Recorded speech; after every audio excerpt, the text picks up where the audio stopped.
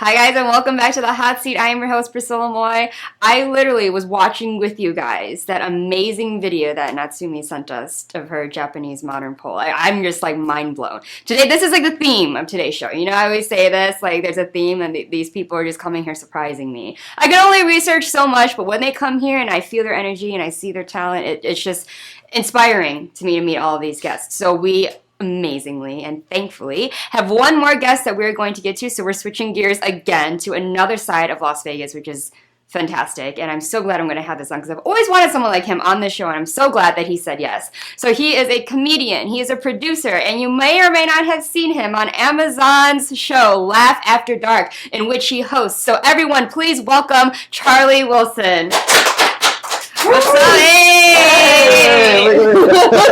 Thank you so much, of course. Taking your seat in the hot seat. How you feeling? You feeling good? Oh, well. She wasn't lying. Yeah, I was not lying.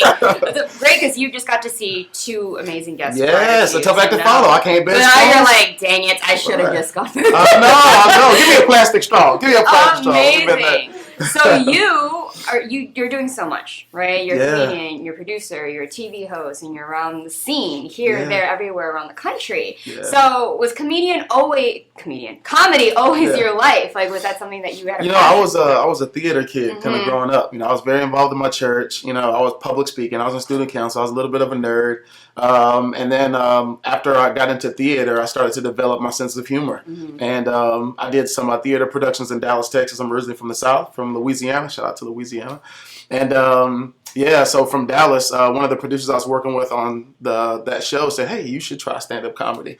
So I ended up moving to New York. And I just took a chance and jumped into an open mic, and that's where I kind of discovered comedy, and I fell in love. It was love at first sight, and I didn't let off since. So it's been about, 11 years now, 12 years? Yeah. I've been doing stand-up. It's been fun. Who kind of inspired you to grab that open mic and just be like, I could do it too?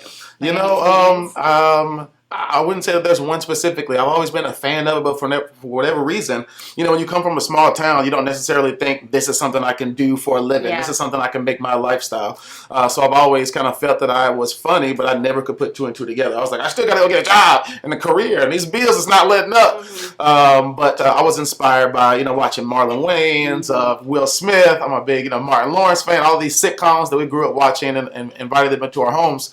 But when I got to New York and started doing stand-up, I was like, you know what? It's getting out of that small-town mentality where you open up and you see people that are not maybe on Kevin Hart's level, but there's still a lot of people doing comedy, and some of them able to still make really good livings. So it's kind of opened up my mind quite a bit. And you feel very comfortable. I feel like you really just feel like that was kind of that moment. You're like, yes, I can do it. Because you don't feel, I don't get a sense that you're like, oh, no, I'm insecure. I don't think I'm funny. Yeah. So obviously, do you write your own material? I do. And it's funny you say that, comedians, we're our biggest critics, and I'm comfortable speaking and talking in front of people, but we still are our own biggest critics because it's a very competitive industry. There are a lot of layers to it. So you got Kevin Hart, and you got somebody that's doing open mics that no one knows. Yeah. And there's a lot of in between. I'm still very much in between. I don't get stopped at Starbucks like, hey, that's Charlie Wilson. No, I still know who I am yet. So there's still so much work to be done. But that's amazing. So what kind of topics do you really talk about in your comedy? I think just life experiences, I think that's what my material is usually brought from. I talk a lot about my new experience to Vegas. I've only been here for 2 years now.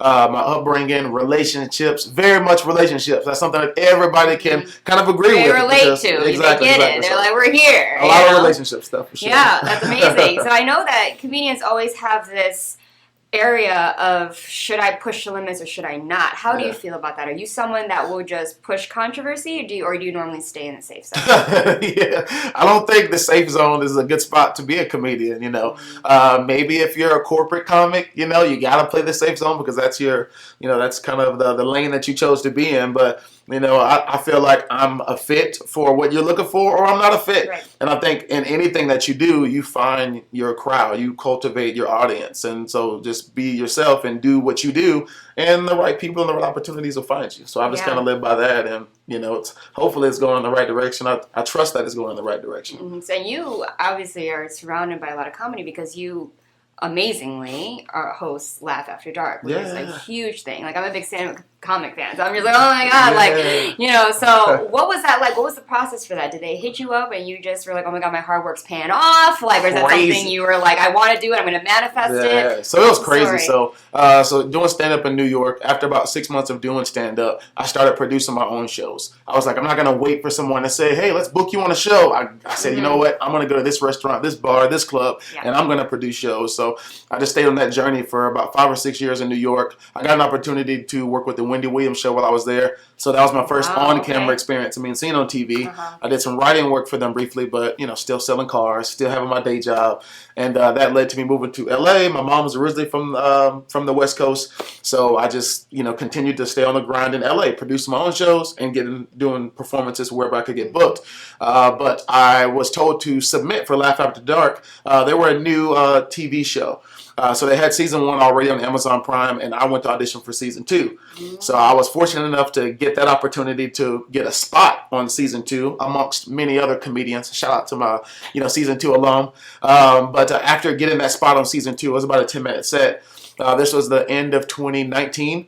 The producers reached out to me, Rob and Kels, shout out to them, and they said that we wanted to do season 3, and they wanted me to be the host of that show. Wow. So I was like, oh man, it's about to be crazy. That's My life is about to change. yeah. I called my job. I was like, I quit. I'm just kidding. Just give me a little time, but I think I'm gonna quit. Wait a minute. So it was exciting, but remember, this is end of 2019. Right. So we know what happened after that. So now we have season 3 castings. We're trying to find new comics to have on this show. I'm gonna host it. We got auditions. Now we've got a sold out show in LA, and we're ready to film this new season in March of 2020. So right when that happens, COVID happens. And unfortunately, we decided, instead of just doing the show and taking a risk of putting people at risk, we decided to just hold off and wait. We didn't want to film the show with masks. We didn't know how serious it was. So anyway, months passed, 2 months passed, 3 months passed. It's still not safe. It's still 2020. We never got a chance to. I came to Vegas just on a fluke just to do a comedy show. And I ended up having a good impression at that venue. That led to a meeting, and we ended up pivoting and just coming to Vegas. So we came to Vegas and filmed a brand new season, Laugh After Dark, live in Las Vegas. So that's the show that's now on Amazon Prime. And I've been in Vegas for now 2 years, and starting to feel a lot more like home, except for this heat.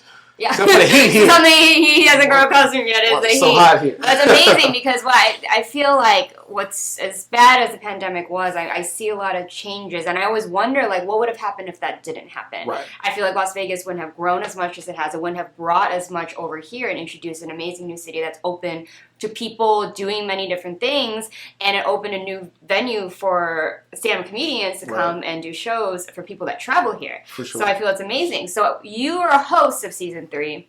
What have you learned being a host of a stand-up versus you being the comic that's, like, oh, my time's coming. Oh my God, what's the lineup? Right. I enjoy hosting. Some people in the comedy industry give host a little bit of slack because you're just the host of the show. But I feel like there's so much responsibility with controlling the energy of the room. So I've always been infatuated with that because you set the tone for the show. You set the tone to the people that came to have a good time at the show. You ever go to a comedy show and the comedians just aren't good or they're not what you expected? Right. Well, it's the host job to still ensure you had a great time and to still ensure that last comedian that wasn't so great, you're still having a great time and set the stage for the next comic coming. So that's a big responsibility. I enjoy it. I'm fortunate for the doors that Laugh After Dark has opened, and we're continuing to do more things. We had our first tour last year. So we filmed some comedy specials for specific comedians. We went to San Diego, Arizona, New Orleans, and filmed comedy shows for comics. And we also started a comedy festival here in Las Vegas.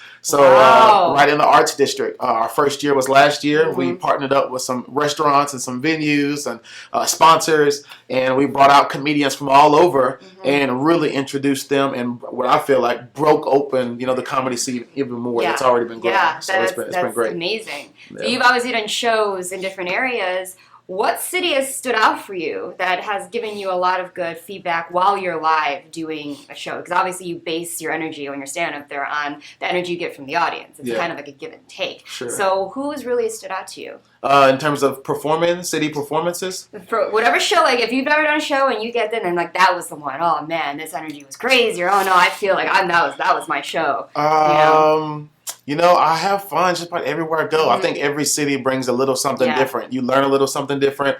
The audience is a little different. And that's one of the good things I was just telling. I was having a conversation randomly with some guy on the plane. But I guess the great thing about Vegas, if you perform in LA, you've got an LA crowd. Yeah. If you perform in New York, it's diverse, but it's still New Yorkers primarily. Vegas is a big melting pot. So you're talking to people from the Midwest, from down south. You've got people from all over the world, Europeans that are here visiting Vegas. So it's really a chance to see how well your material transcends with the world. Yeah. So I think Vegas is probably one of my favorite places to do comedy just because, it's a mixed crowd and it challenges you in a lot of different ways. Exactly. So do you sometimes feel like when you go to a different city and you keep kind of the same show, the same material, you hope that it translates to them? For sure. There's different parts of countries where that might not be relatable or that might hit a few buttons. Oh, certainly. So one place that stands out specifically is Utah. Utah is very close to here, but Utah is very different in the sense that, no shade, Utah, but not that diverse. Yeah. Utah is very vanilla. You know what I mean? So it's a different crowd there, and they have religious beliefs. There's a lot of Mormons there, so you have to be a little bit more sensitive about how different people feel about different things. So sometimes you have to kind of water down your material a little bit with respect to where you're performing. Right. You don't want to get banned in a city. Yeah, you're like, no. I need that chick. Oh, you're like, dang it, I ruined my mouth. I opened my mouth in the wrong city, the wrong time. Right. But amazing. So do you have anything planned for yourself and Las Vegas? What are your next goals that you're trying to achieve? 100%. So, Laugh After Dark, like I said, we've been filming comedy specials, highlighting these comedians that we believe in. So my comedy special is still set to be shot. I'm still trying to figure out where exactly in Vegas and how I want to shoot that, and really. But you're going to shoot it here, though, right? I plan to shoot it in Vegas. Okay. I consider going to LA, but I feel like Vegas has just been such a cool transition. I'm building a fan base here, and I just love what it's bringing. So yeah, I'm still excited to shoot my comedy special.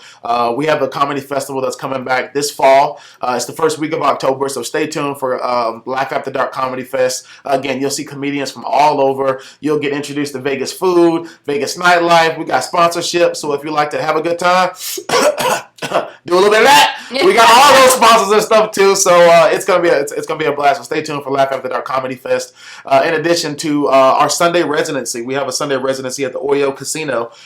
Sunday nights at Vegas Stand Up Comedy Club. So every Sunday, Laugh After Dark is there. What's unique about our show is we work with a live band. So we've got the Fremont Funk Band that comes and brings live music and soul to that show. But I also host a show in Henderson for the locals that don't like going to the Strip. I'm thinking about you too. So the second Wednesday of every month, I host a show called Hump Day Humor that goes down at Gambit in Henderson, which is like a Gatsby, cocktail vibes, great food and drinks, free parking, which is super easy to get to. So stay tuned for that one. That next one is on May the 10th. I've been hearing a lot about this Gambit place. A lot of my guests have performances there, and I'm like, because I live all the way north, so at Baleande, so going to Henderson, I'm like, there's a lot going on down there at this Gambit. I better have to stop by in my little 1920s style dress and whatever fit the vibe. It's fun. But I'm so excited for the special, though. I can't wait to see it. Are you hoping to get it streamed? And things like that. Correct. Yeah. So our show now is on Tubi. So if you have Tubi or Amazon Prime, you can catch Laugh After Dark season 1, 2, and Laugh After Dark live in Las Vegas. My comedy special, I'm hoping to get on those platforms as well as some additional. Yeah, I'm about to say you need that Netflix. I need that Netflix. That's where everyone watches comedy. Right. The legends are on there. You got Cat Williams, you got Dave Chappelle, you got all of them on there. It's absolutely amazing. Those levels I was telling you about. Yeah. There's layers to it. Hey, they've all been there though. Exactly. Your comedy will just grow as time goes on. You can joke about this interview later on. We'll look back on this day. We'll look back and I'll bring you on and be like, guess who got his Netflix? We need Alon here to manifest it for you. If you ask him that question, am I going to be on Netflix? Get over here with that spoon, bro. I need you over here to manifest. But all my guests obviously have a sense of humor because they watch me blabbing on all day. So obviously you have to go watch him. He's doing so much. He's booked and busy. Hopefully you actually called your boss and said you were right. Like, bye. Like, see ya, not coming back. So I'm super excited for you. And I got to get a call when you're filming your special because I want to like root for you. Oh, yeah. You got invites. You got invites right here. Like, make sure you got come on, the water down last. I'll be the one holding the side laugh. Right. But amazing. Thank you so much for coming. Tell them where they could find you, your socials, all the ticket information. 100%, 100%. So my online, you can find me on Instagram, Twitter, Facebook. It's Charlie Wilson TV. Again, Charlie Wilson TV as in television. For more information, charliewilsontv.com. My website, which is still a little under construction. I'm going through so many changes. So is my website. For more details about live shows here in Vegas, go to laughafterdark.com. I also host a podcast called Do Tell with Laugh After Dark, sitting down with some of your favorite comics.